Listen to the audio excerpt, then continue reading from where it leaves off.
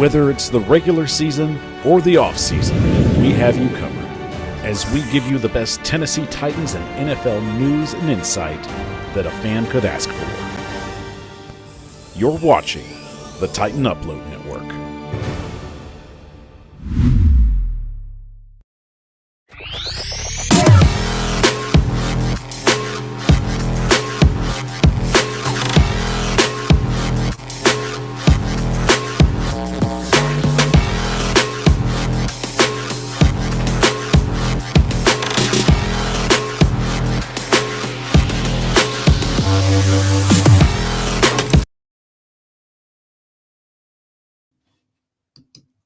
The Power Hour's on the air, live streaming on YouTube, Facebook, X, and Twitch. I'm your host, Michael Bishop, and as always, thank you for joining us on this fine Monday evening. Unfortunately, it's about as fine as it's going to get, especially since the Tennessee Titans have once again entered in the loss column, so we're still looking for that elusive win. Where is it? Is it coming? Is it even going to happen before the end of the year? It's hard to say at this point. I don't have any answers. And I have a lot to discuss, but let's just be honest. We got to bring in our help. Joining us as always from the BS Report and of course Titan Time Podcast, Tyler Staggs. Tyler, happy Monday to you. Or I guess as good as Monday can be right now. So, yeah, I mean, as good as it can be. Hey, Christmas coming up in a couple of days. Got kids excited, ready to go. So, you know, I'm not going to let the Titans ruin my Monday and my week this week, even though they tried their hardest to. So, but how you doing tonight, buddy? Well, I'm doing as good as we can be right now, especially as we just look at this team just continually to find ways to disappoint us in new fashions, especially giving up the most rushing yards since this team was in the Oilers. So, yeah, I mean, we continue to find different ways to just disappoint the fan base going forward by giving up the most rushing yards, I believe, since 1961. This nightmare just seems to just continue to march on, Tyler. I mean, is there any end in sight? I mean, is there relief? Is there a win potentially? Or are we just pipe dreaming at this point? I mean, there's relief in sight. It's like 3 weeks from now when we don't have another game to go through this season. Like, I mean, you want me to be honest, there's our relief. I mean, I'm not mad at you for bringing it up because honestly, it seems like that's about the only relief we could give at this point. But hey, I will say this. For those of you that are big Seinfeld fans, happy Festivus. And for those of you who don't know what Festivus is, I'll give you a brief explanation, which kind of leads us into our first segment. So Festivus was basically created by a character's father because he was tired of the commercialism of Christmas. So therefore, they basically have what they call the airing of grievances, where they talk about how their loved ones have disappointed them throughout the entire year. And I think we should have our own airing of grievances tonight. So let's start our first segment out like that, Tyler. What do you say? Let's do it. So as we get to air our grievances, let's roll along with it. I'm Michael Bishop of the Power, joined by Tyler Staggs. And let's jump into the kickoff and grievance away. And here's the kick. I'm mad at you, and you've disappointed me so much this year. So that's me getting that off my chest. So Tyler, feel free. I mean, where to start? Go on a rant about how the team's not soft. Don't hold back now. This day comes once a year. But you better air grievances. Yeah, I am. How are you going to go on a rant talking about how this team is not soft, only for them to basically lay down and let Jonathan Taylor and this Colts offense run all over you? And I don't know what's worse, breaking that record or the fact of this is like Jonathan Taylor's first good game against the Titans.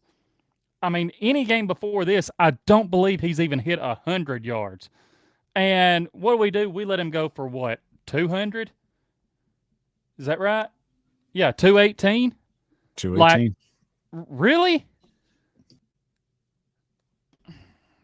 I expected more when when the coach goes on a rant talking about how this team is not soft, teams know when they play them.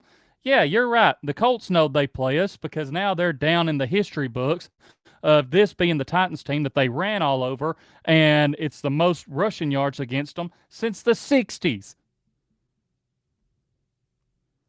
Yeah, they're going to remember that one.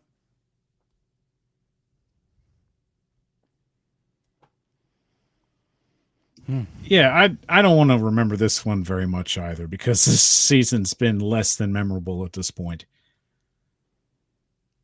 And the Titans are just they're at the very cusp of just finally just getting to the tail end of this season, which we haven't had a lot of positive things to talk about. Let's just be realistic about that. I'm not going to try and sell anything positive about this because this is just a day of grievance that needs to be aired.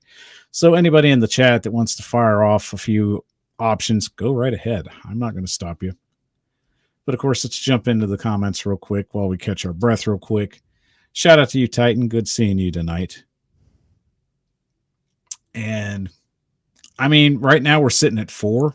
So if the Titans lose out, they're guaranteed no pick lower than 3rd. So at this point, it's like, will they find a way to mess it up? I kind of feel like the fan base is kind of just sitting on pins and needles at this point. And I'm not an advocate for, I am never going to be an advocate for tanking. But at this point, the Titans just, do I realistically see them having any shot with any of these last 2 games? And I think, I mean, with Jacksonville, it's a coin toss, but with Houston, I also have to kind of think of it this way, Ty. I mean, Houston's already locked down the division. I think they're more likely going to sit at whatever seed they're at currently. So I think, regardless, they're going to end up playing the Ravens in the playoffs, which we've already seen that preview. But of course, I'd have to also say, it's hard for me to see them play their starters knowing they have a playoff game the next week. They've already lost Tank Dell for the season at this point. Why risk anything? Yeah, that's where I'm at. I mean, if you are looking at the schedule, you don't know really what Jacksonville team is going to show up. I mean, against the Raiders, they had a little bit of offense. I feel like it was probably more than what they had against us a couple of weeks ago. But at the same time, I mean, that defense is bad.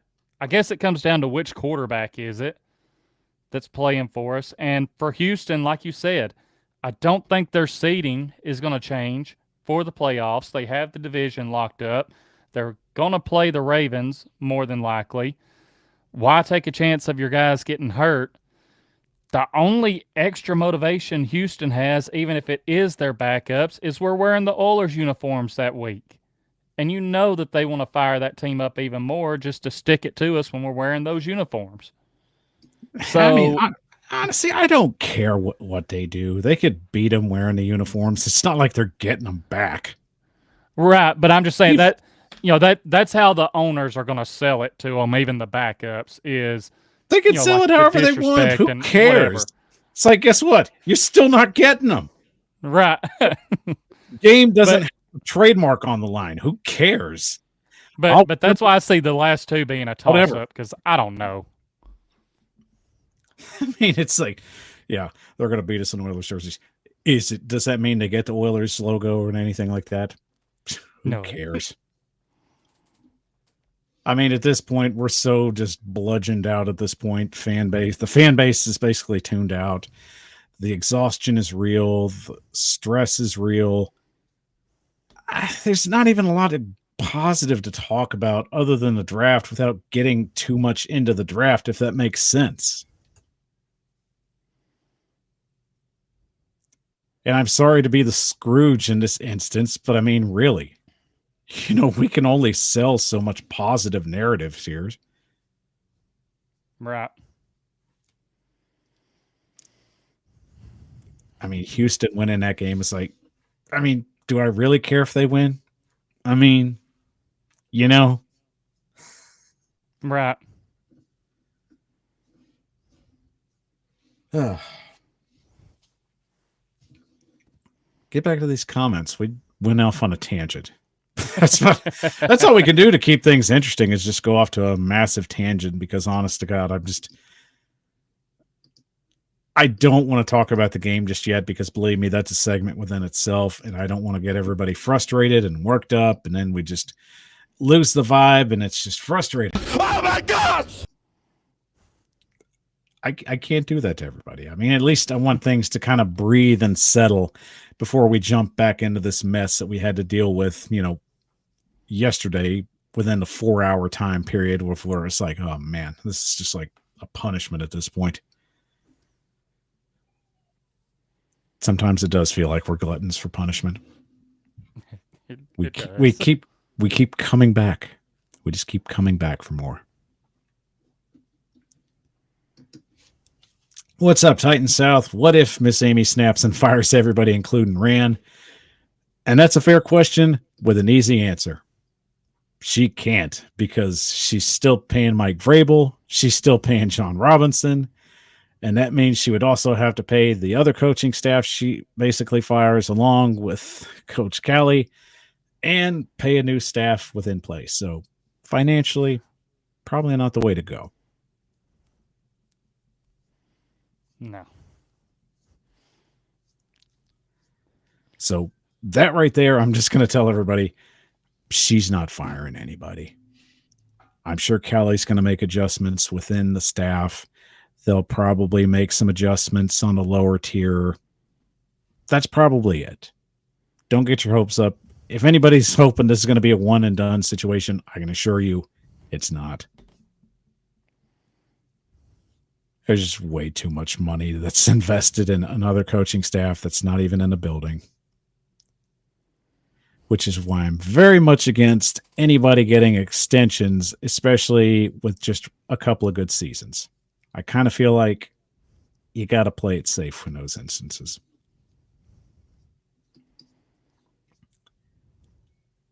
Eddie George is the head coach. I mean, it's fun to think about.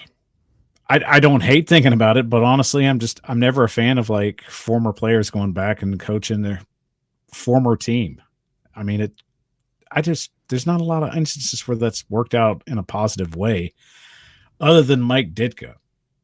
I mean, maybe a name's like skewed off the top of my head, but I can't think of anybody right now. That's just me. I mean, Ty.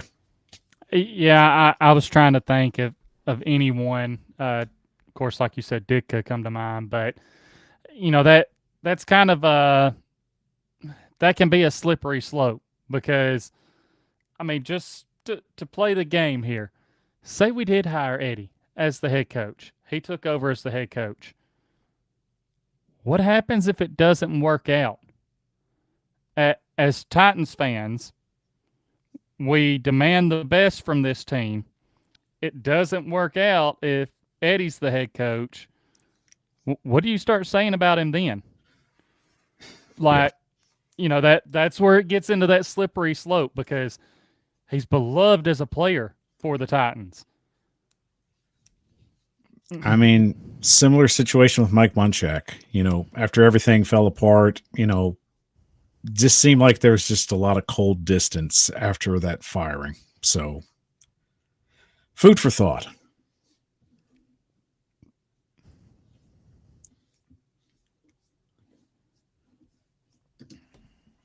What's up, Titan Bros?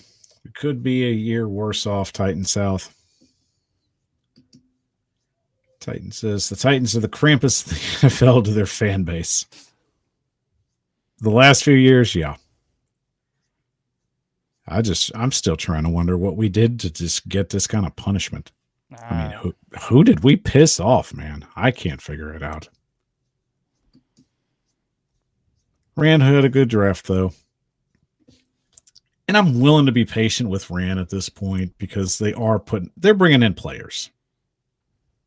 But also, you look at the situation that this team is from a financial standpoint, they have to spend money to be competitive. The cupboards, when it comes to just homegrown talent where they go out and pick their guys, we don't have anybody. especially from a sense of where we've had like key contributors to sign long-term deals. They've either been traded off or we let them walk. Or we missed on so many other free agent opportunities it really just didn't matter much going forward. Callahan probably put himself in his hot seat after getting destroyed by the Colts. I'm not going to say he's in a hot seat, but I'm going to say it's about getting mid. It's not even warm yet. It's about mid. If anything, it's lumpy and it's mid. Uncomfortable. Not even uncomfortable. Just you're at that point where you're just kind of scooching a little to get a little bit more just leverage, I guess is the way to put it. But you're not getting there. Why am I worried about this going forward? Is the quarterback. We don't have anything if we don't get that right. And I think that's another good point we should hit on. So, Tyler, I think it's important, especially in the sense of what we're trying to accomplish. So we'll get to a couple more comments before we address that, because I do think that's a solid point there. Callie went 0-11 in 19 as an O coordinator, then was in the Super Bowl in 21, but he had a quarterback. And fair assessment. I mean, the question is, who's the quarterback going to be that could be a difference maker here? And I really don't have an answer for that. But I'm sure everybody else in the whole known Titans universe has their opinion on this. So believe me, I'm pretty sure we all are kind of sitting on the same aspect and the same principal mindset, so to say, of who we think should be the quarterback. And really, it's between two guys at this point. But not going to get into that yet because, Ty, we got a super chat, and we definitely want to get to that. So shout out to Titan South, as always. So giving him the alert for shouting us out as well. So thank you, South, for taking care of it. Wow! Look what I found, Ma! So keep Callahan and fire him for Eddie George as head coach. I mean, if South's going to throw us $2 to like throw that out there, he must really believe in Eddie at this point. So I'm not going to say it's impossible, but I'm also going to say, I mean, Eddie's got a pretty good gig right now. So as I could see him eventually maybe having an opportunity in the NFL if he wanted to take that road. I mean, the Titans aren't. It's understandable. I get it. Don't think it'll happen, though. That's just me being honest. Miss Amy will be quick to hire Eddie. Don't doubt it. With the hours you've been putting in, Bishop, you're allowed to be a Scrooge. I mean, I'm allowed to be a Scrooge to the team in general. I'm not going to be a Scrooge to you guys. One of my biggest things is just trying to sell some optimism. I'm not going to be sunshine and flowers and pretend everything's not okay because it's not. But I have to sell some positives to you guys because, look, like anything, when you're trying to improve and you're trying to make anything better in life, you have to make yourself uncomfortable. And I mean, I guess that's just been the whole selling point for the entire year. We've had to be uncomfortable. This is our uncomfortable moment. And what I'm hoping for is that uncomfortable situation that we put ourselves in and that we've had to suffer through and be frustrated with, not only this season, but really the last 3 years. I'm hoping this fan base finally gets something that they deserve to have. And that's a step in the right direction. And somebody they can truly be proud of and root for and buy their jersey and fill that stadium up with that jersey for all over and be on highlight reels and all that fun stuff. I want that for you guys. I want that so bad. I mean, Ty, I have to say we're at least somewhere getting close to that perspective of hell. Through this kind of suffering, something good has to be on the horizon. Yeah, I mean, like you said, through going through this suffering, like surely something good has to be on the horizon. And like, yeah, it sucks right now, but maybe, just maybe, all this bad right now, come say April, maybe it gets better.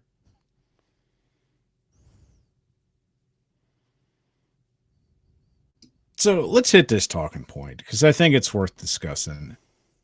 And I don't want to sell or throw my hat into the ring for any specific player, especially when we got 2 games left to go. I don't want to sell a false hope narrative. Don't want to do that. Not going to do that. It's not my cup of tea, especially when we still have games to play. I don't want to get anybody excited for a certain player that I don't even have 100% thought process of that they'll even be available to us. So let's set it up like this. So Tyler, from 1 to 10 through the draft process, let's say through those picks. So from pick 1 all the way down to pick 10. What players would you tab the Titans to take within those picking spots? So, for example, I'll go first. All right. So 1 to 3, it's quarterback or Travis Hunter. That's it. I completely agree with you right there. In the spots of 1 through 3, it's got to be quarterback or Hunter.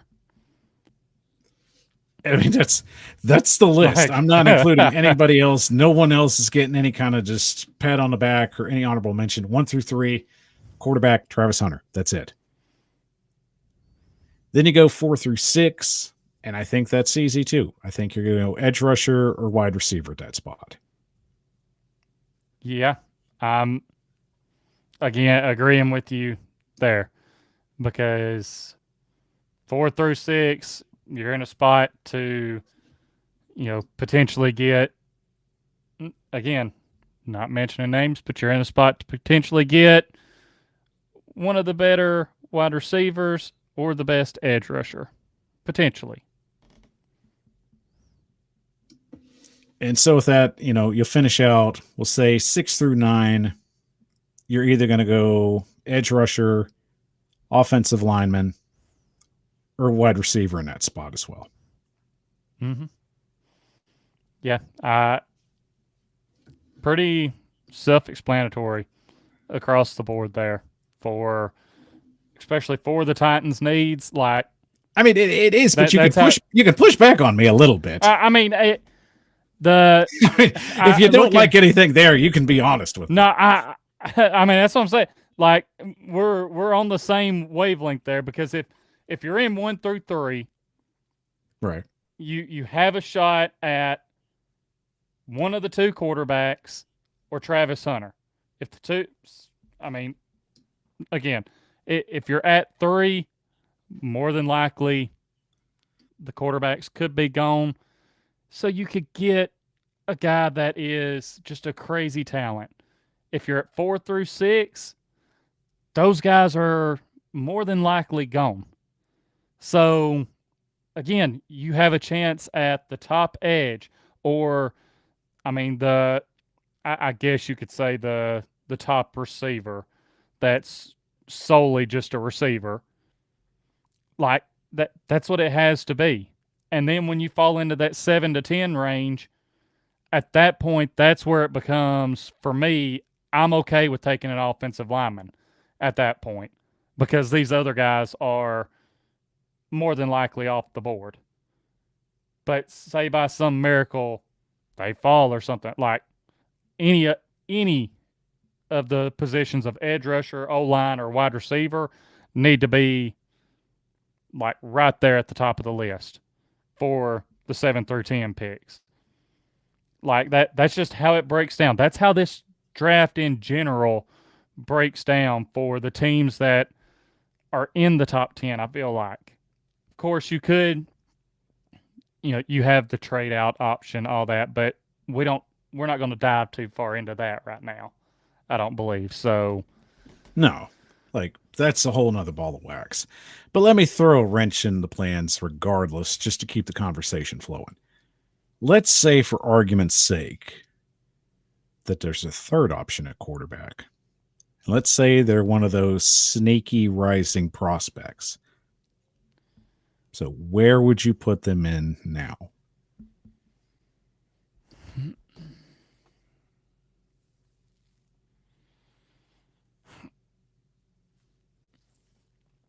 sneaky rising, as in, like, Let's put it this way. they're going to go in the first round. Let's put it this way. They're a very fast riser, and I'm not saying they're a speculated first round. They're going in the first round. Okay. They had a solid bowl game. It caught national media attention. Their combine was phenomenal. Their private workouts were phenomenal. Teams are falling in love with this kid. We'll call him Prospect X just to keep it short, sweet, and to the point. So where do you go from that ranking point now? If that's the case, even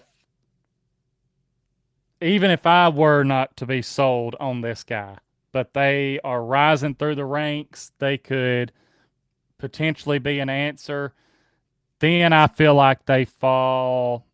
That's when you could bring quarterback up again in like I'm going to expand it a little bit and say like the 7 to 12 range. And I feel comfortable throwing it, if I can extend it a little bit to that 7 to 12 range, because, kind of looking back at this past season, I believe the Broncos took Bo Nix at 12 and people didn't have him as high, and, look at what he's doing. So yeah, I would throw quarterback back into the mix at that point. Okay, Still so wouldn't do it. I'll take it a step 4 to further. 6. I'll take it a step further. Let's throw a name on Project X right here. So what quarterback do you feel comfortable in making that pick within that range?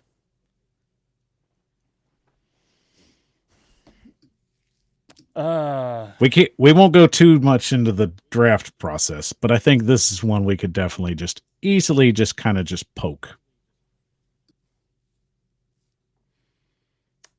I'm trying to think, because my mind has pretty much wiped all of the other options off except for 2 for, the last month. The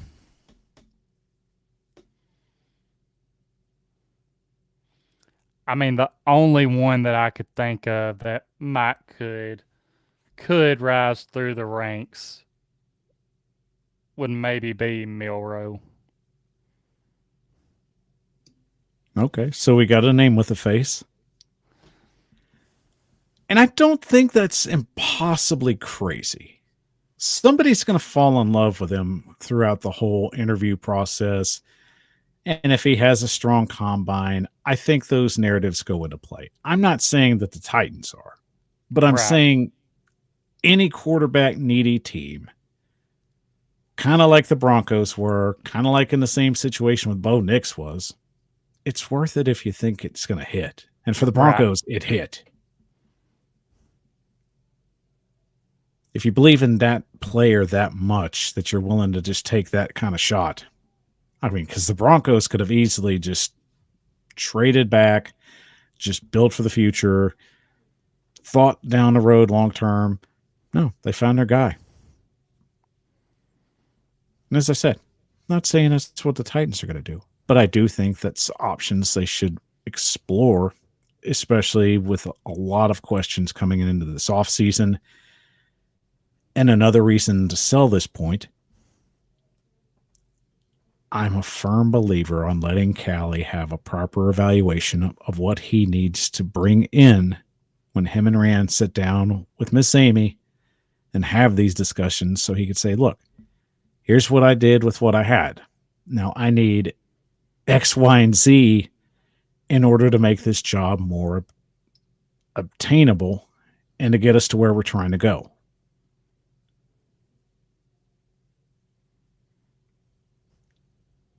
the only reason I'd even be for a coach being released in a one-and-done situation, they've either had to gone winless, win one game, or they've completely lost the locker room via Urban Meyer style.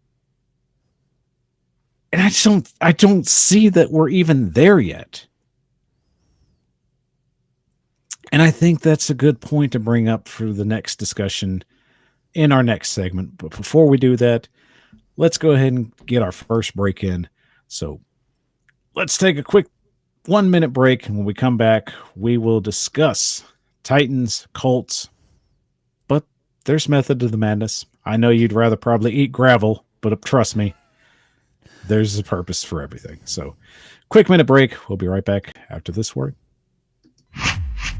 Roundtable Sports Network brings you NFL divisional debate coverage on a weekly basis from his favorite content creators across YouTube, featuring the AFC East Roundtable live Monday and Wednesday evenings, the AFC South Roundtable live Tuesdays at 7 p.m. EST, the NFC South Roundtable live Tuesdays at 7 p.m. EST, the NFC West Roundtable live Tuesdays at 9 p.m. EST, the AFC West Roundtable live Tuesdays at 9 p.m. EST. The NFC North Roundtable live Wednesdays at 6 p.m. EST. The AFC North Roundtable live Wednesdays at 6 p.m. EST. NFC East Roundtable live Thursdays at 6 p.m. EST. Roundtable Sports. Real coverage, real fans.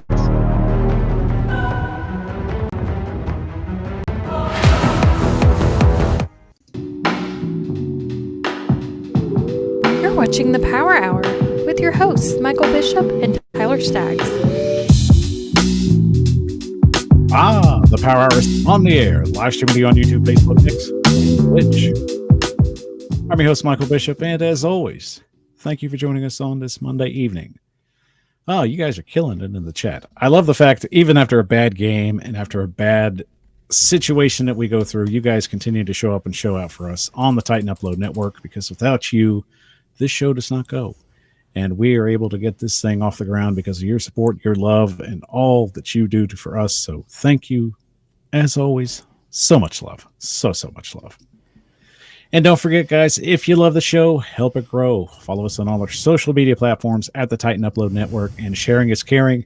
Make sure you share it out to any Titans or NFL fan out there so we can get the algorithm up and get this show out to everybody else that hasn't got a chance to see it, because whether it be the Power Hour, whether it be Rossi, whether it be Upload himself, we're going to give you the best content we can out there, because that's how we strive to make the Titan Upload Network a raving success, because you guys want good content, and we're going to put it out there for you, whether you want it or not.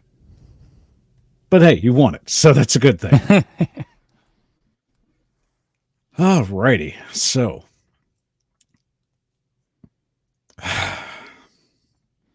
and you know Gotta be what, like a Band-Aid. I know this damn Band-Aid just keeps getting stuck back on me. Yeah. It's a season-long Band-Aid. It's not even sucks. a small Band-Aid at this point. It's like one of those long ones that you'd like have and to, like, extra sticky. Yes, you have to put like tape on it. So not only you're trying to pull the Band-Aid off, but the tape along with it. So I guess we go ahead as well, just grab the ends and pull. So jumping into segment 2. 1, 2, 3. Ow. I feel nothing but pain.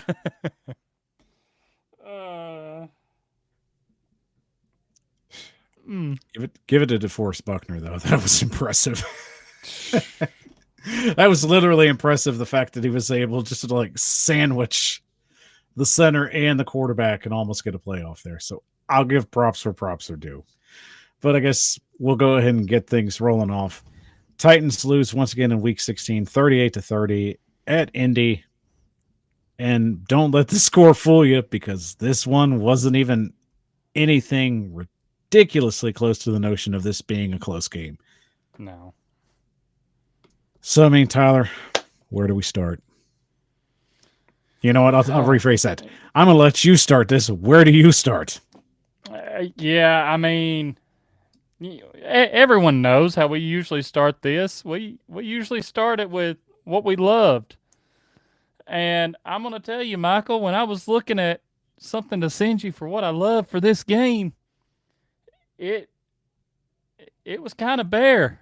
I mean, that's an understatement. You're telling me that this was just, out of all the good and bad, there wasn't much of anything you could find out there that was relatively even fun to talk about.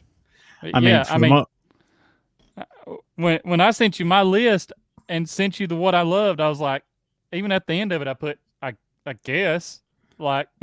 I think originally you sent me a PDF and it came out like this. I mean, that was pretty much just the love part, but I think you just had to just kind of just dig down and find something good. And like we always do, we come up with something good. So, okay. We'll start simple.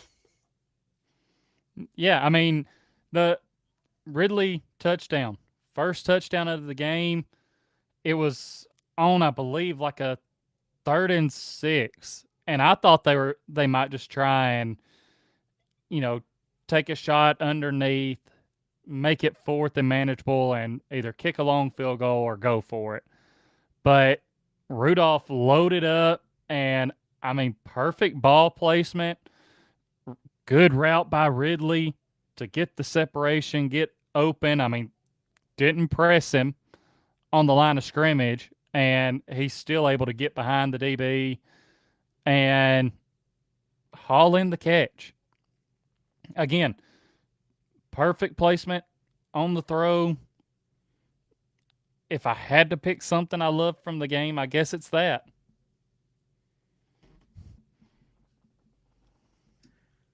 I mean, the only thing that really was even remotely just anything that I felt was just a positive charge was the 23 unanswered we put up. And that just showed to me Callie wasn't lying. He stood up for his guys.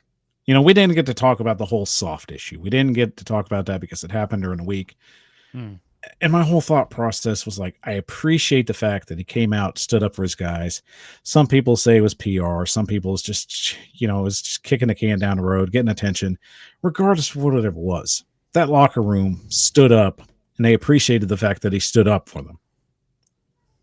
We keep talking about, this is about as bad as the Ken Wisenhunt team. It's not. If it was a Ken Wisenhunt team, this team would have just rolled over and just took maybe another 24 points. That's just the whole narrative there. This team came out and they fought. There's no useless touchdowns. You can call it garbage touchdowns, but the whole fact is this team, even down 38-7, they came out and they swung. They came out and they fought for their coach. Doesn't really look like a scenario where these guys don't want to play for this man. Yeah. Look, you said it in the opening part. Don't let the score fool you about, how this game actually was. But I'm right there with you. Like, it would have been easy being down 38-7 for this team to literally just kind of walk through the motions and just do whatever they could to try and get the game over quicker, not really care about scoring.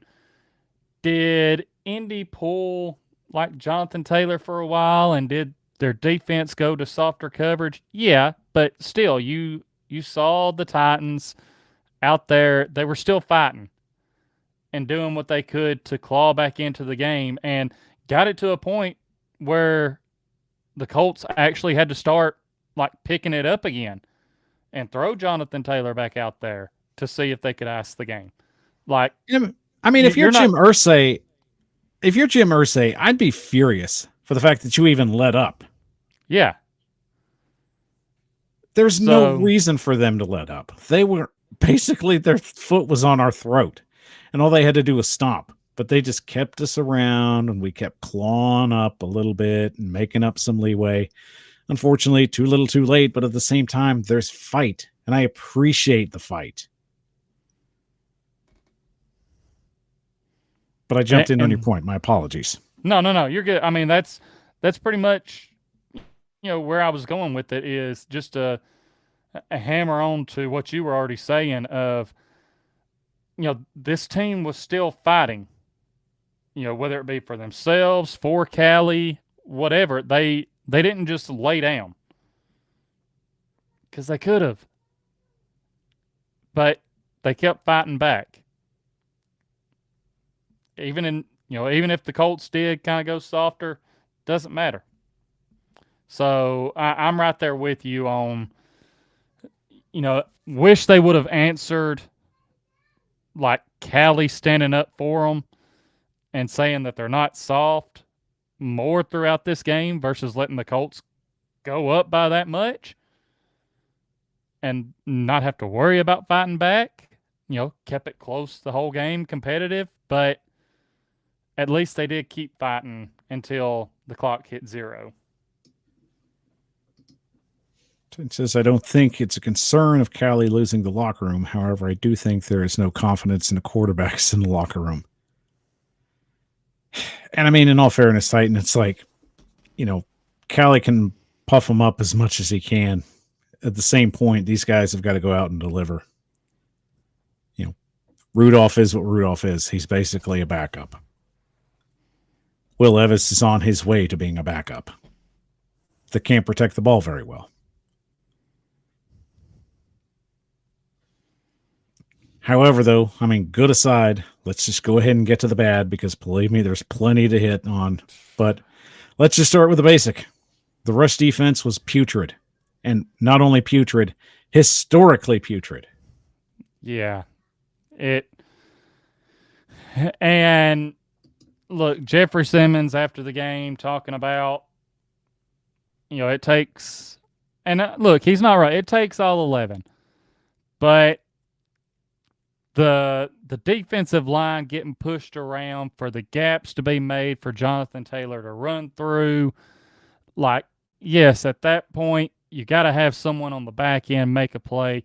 Let's face it, no one was able to make a play on Jonathan Taylor yesterday.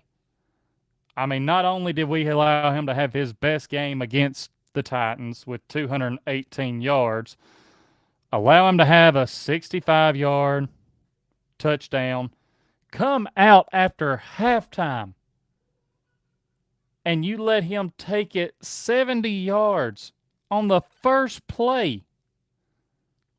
I can't even remember if he got touched on that play. Like, what?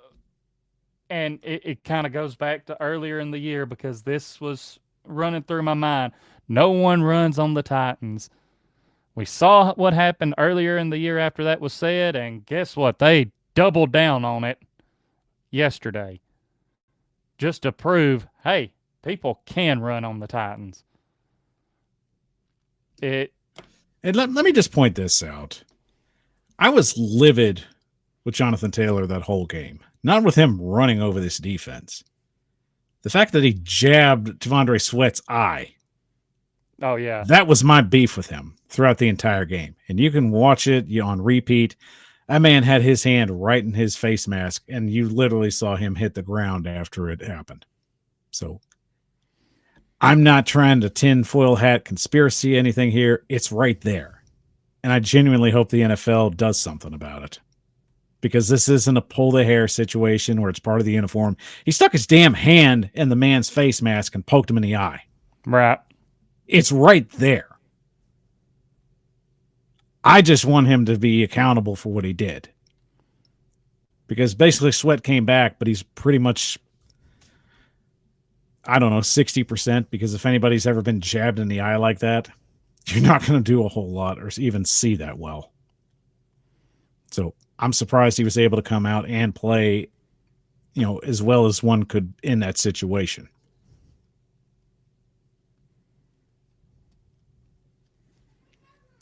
So, yeah, I mean, that's exactly what happened. And I feel that's why they did it. it's right there in film, and I hope the NFL gets him for it. I mean, of course, 38 unanswereds on my end. Yeah. Which that was just the whole theme of my thing. It's just unanswered on both ends. You don't have anything positive to go for. You don't have anything to just account for with what the Colts were doing. God, I'm glad the series with them's over. We just got so many questions to try and answer this offseason. Even with all that being said, it's trying to find a surprising aspect here, good, bad, or indifferent. So, of course, there's plenty to have some right there. And believe me, they weren't good. No. And, for me, it was, and again, we've hit on this, like how the game wasn't as close as what the score shows. I mean, yes, the Titans able to rally back, make it just an 8-point game, but I mentioned this earlier. The fire that Callie come out with to defend this team when asked about, them being soft, and especially it being a division game. I expected so much more fight throughout the whole game. And for it to, even if they didn't win, for it to just be a dogfight all game long. And then, I told you this yesterday, I got to watch up until basically the Calvin Ridley touchdown.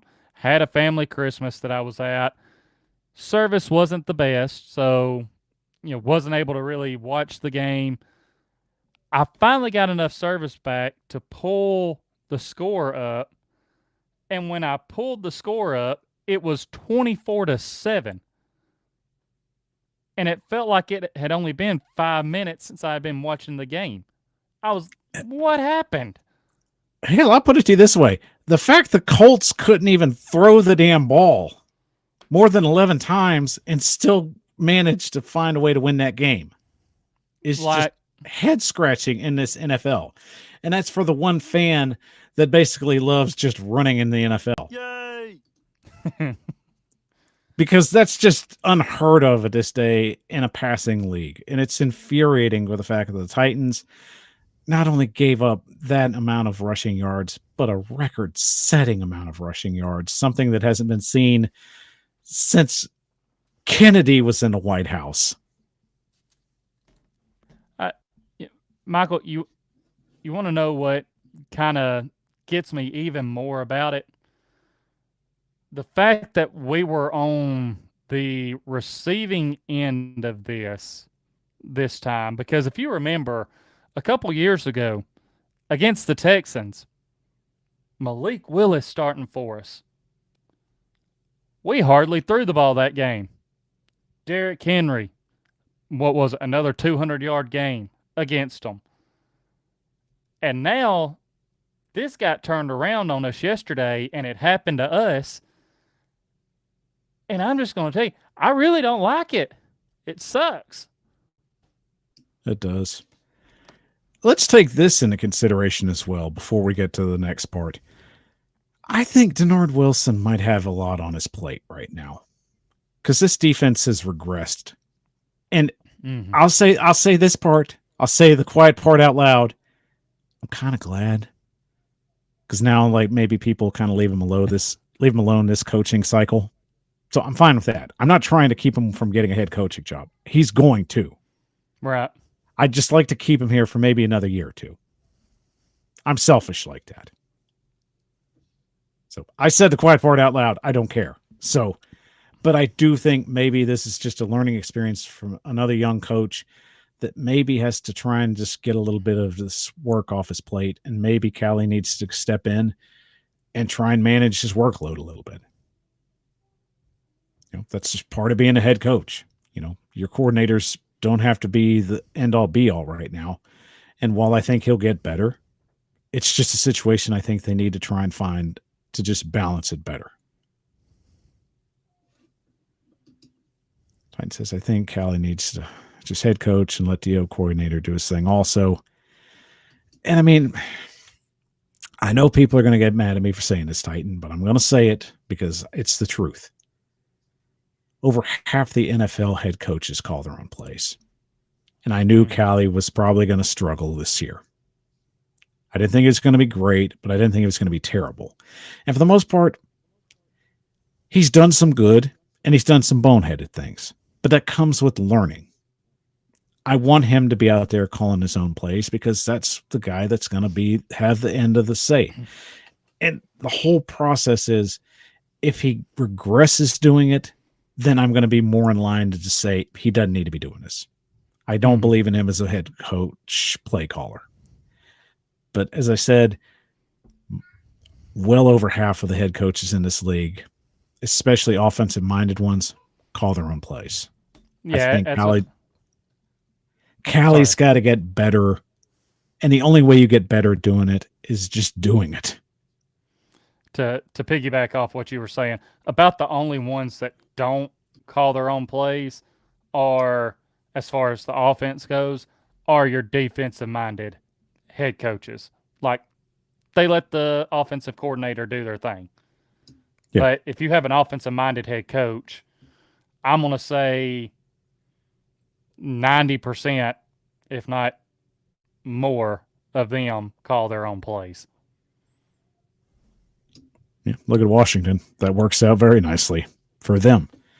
But look, if Callie comes in the next season and he doesn't progress with his play calling and it's a little more aggressive going forward, then I'd start looking for somebody to take over the play sheet.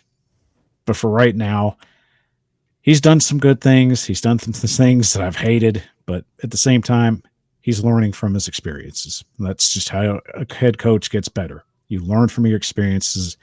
And if anything, take the 23 unanswered points as this. For the most part, his play calling was pretty on point.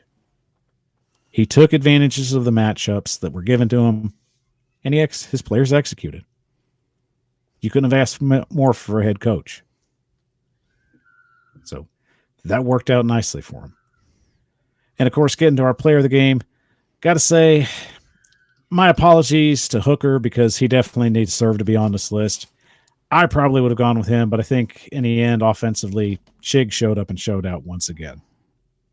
Yeah, I mean, another good game. I think Titans Bros mentioned it earlier, like he's having his usual late season production, and I mean, 9 catches on 11 targets, 81 yards. I mean, overall, it felt like he was the majority of the offense. So nice to have the production in a game that was pretty much out of hand. Yeah, we can just say it putrid. Yeah.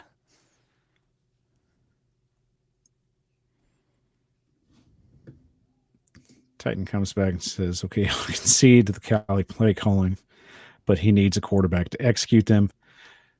And we'll see what happens in the next couple of weeks, Titan, because I don't want to commit to anything just yet or give you guys hope on something, on an idea that's just an idea at this point. When we get down the road in 2 weeks, believe me, we're going to be talking about the draft for the next 4 months. So there's no point in talking about draft stuff right now because we're going to load your ears up with it and you're going to be sick of it regardless.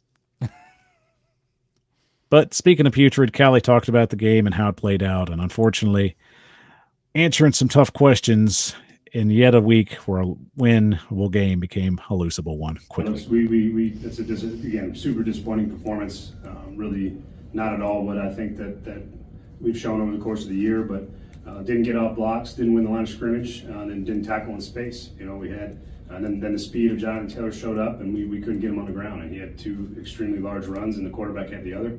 And sometimes that's all you need to have a day like that is 2 70-yard runs, puts you in a pretty rare category to begin with. So not good enough. Got to be able to get the ball carrier on the ground. Got to be able to fit gaps better than we did. So disappointing performance.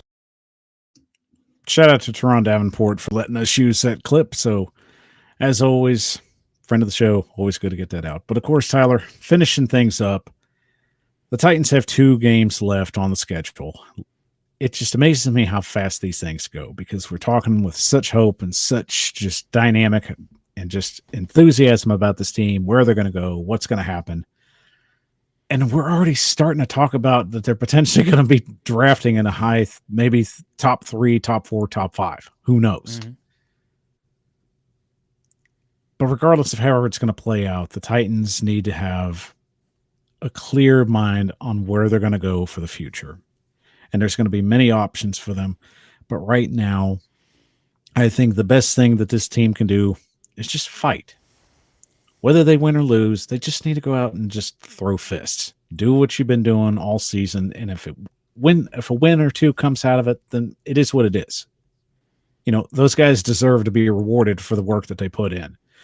But if they end up winning one of these or going winless, regardless, it's going to give a clear indication of where we're going to go for the future. You know, through bad things, good things can happen. And that just needs to be the mindset right now. Embrace the suck, embrace the suffer. It's not fun, but there's a result for it. And hopefully it's a positive one. And with that being said, we'll take our last break of the show, guys. And when we come back, we love you. We mean it. And of course, we got to send you back out in the world on this Monday night. So Monday Night Football is on. Got to get you out to that matchup too. So quick 30-second break, and we'll be right back to Shut Up Shop.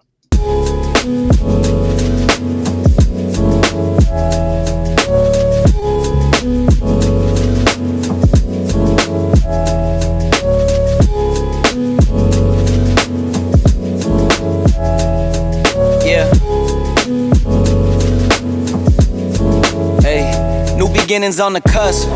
Not too old to adjust. Old dog, new tricks. Remember, I was just a pup. Something dirty in my cup. Clean soul, good karma is a must. Still my. You're watching The Power Hour with your hosts, Michael Bishop and Tyler Staggs. The Power Hour is on the air. Live streaming on YouTube, Facebook, X, and Twitch. I'm your host, Michael Bishop, and as always, thank you for joining us on this fine Monday evening. Guys, you have been phenomenal. Once as always, you killed it in the chat. You killed it in the comments. We can't ask for a better audience than you. And before we get this thing rolling, round of applause for you, because you, the audience, keep the show going. And don't forget, guys, if you love the show, help it grow. Follow us on all our social media platforms. Once again, as we are able to get you the best Titans content out there, because you guys deserve nothing but the best, and we will give you the best regardless. And we have a super chat. Titan, thank you so much. $20 super chat. You're getting the buzzer. Wow! Look what I found, Ma!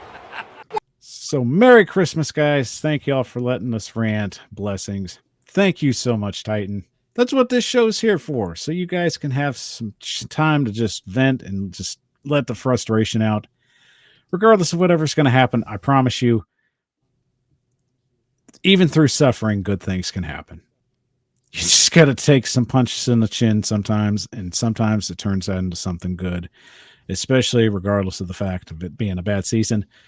But hey, we get to talk to you guys. We get to have a show. You guys show up, and we get to just do this. What more could you ask for? That's a positive right there. And of course, happy Christmas to everybody, as we'll be celebrating on and off week. And of course, happy Festivus for those who celebrate as well. So, and anybody else, happy holidays to you, because we know there's birthdays and other holidays out there. So got to get those in as well.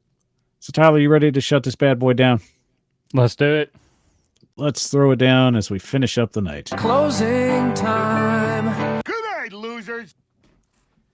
And, of course, the last road game of the year, the Tennessee Titans head to Jacksonville because apparently it's BYOB and, you know, the weather's decent, but I guess they're going to play a football game somewhere around there. But, hey, Tyler, give me your prediction and what you think this is going to turn out in, I guess, the self-dubbed Toilet Bowl. Yeah. My prediction is going to be the Titans' run defense will be better this game, but no matter which quarterback is starting, it's gonna not be good. So Jaguars win at home. I'm not gonna give a score. Jaguars got it at home. I mean, hey, it doesn't matter at this point. I've ridden this thing all the way, and I'm not going to stop anytime soon. Give me the Titans in this one. A pickle to I don't know, a Led Zeppelin DVD. And of course, guys, it's always Monday night, and Monday night means more football.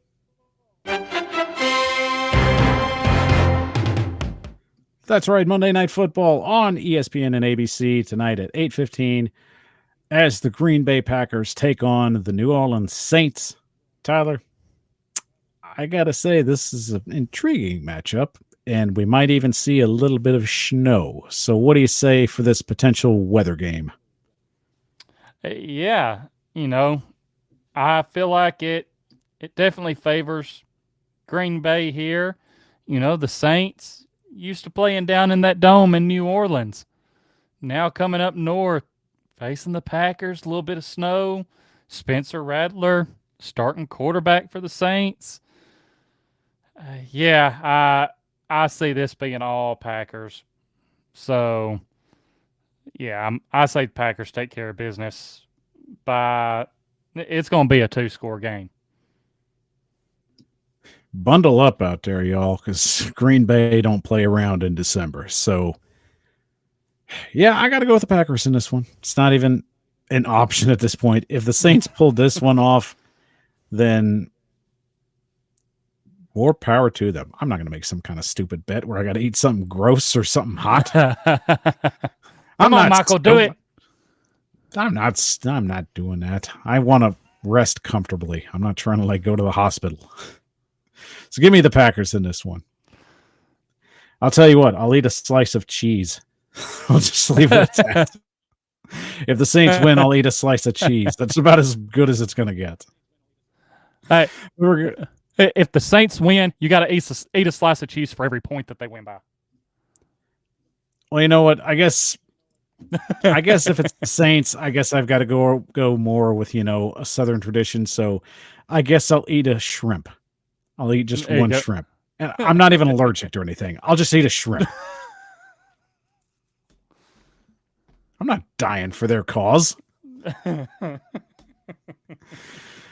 I will die for you guys because thank you for watching the show tonight. The Power Hour, once again, I'm your host, Michael Bishop, and you guys killed it for us once again. So before we get out of here, round of applause for you one more time. And don't forget, guys, if you love what you've seen, make sure you follow us on the Titan Upload Network on all our social media platforms because we're going to do whatever we can to get you guys the best content out there as we progress forward the week. We've got 2 watch parties left. Upload's going to bring the heat. So win, lose, or draw, we're going to make sure we give you a good show. Pretty sure most of us are going to be on vacation. Maybe we'll sneak in a video here or there. We'll see what happens. Christmas surprises are the best surprises. But regardless, 2 more watch parties to go. We're going to give you the best that we can. Hopefully, we're talking about something positive. And make sure you subscribe to all our channels for the Titan Upload Network as well.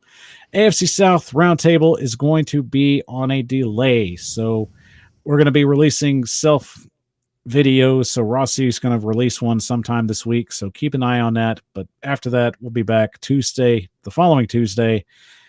And I guess we'll talk about the Jaguars game. I know Dalton's pushing hard for those boys to just continue to lose, but nothing would make me happier than just spoil him. And of course, the BS report will be returning in January. We're just taking a little bit of a hiatus. So once we get through the holiday season, we'll be back talking uncut, uncensored football every Saturday. And of course, a shout out to one of our special sponsors, recoveryunplugged.com. Whether you're dealing with anything in life and you're ready to make a change, recovery is possible. So reach out to recoveryunplugged.com for any kind of help that you need, whether it be drug or alcohol related, or you need help with your mental health. Don't put it off. You are important, and those kinds of things are important, especially for your loved ones. So reach out to recoveryunplugged.com or at 844-305-8599, or reach out to Titan Rossi at Titan Rossi's Gmail account. He will be more than happy to get you the kind of help you need. So shout out to Recovery Unplugged. And of course, if you're looking for more content, we are on Blue Sky. So check us out there. We're going to give you the best content regardless on any social media platform because that's how we roll. that'll do it for us, guys. We are going to get out of here. And, of course, one more time before we go, Tyler, any final thoughts? Final thoughts. Have a great Christmas, everyone. Merry Christmas. Happy holidays. Spend time with your families. Enjoy it. The Titans can't hurt us again until next Sunday. So enjoy these couple of days. Yeah, definitely get your breath on this one, guys. So for Tyler Staggs, I'm Michael Bishop. Merry Christmas. Happy New Year. We'll see you next week. Happy Festivus as well. And as always, take care and tighten up. Tighten up.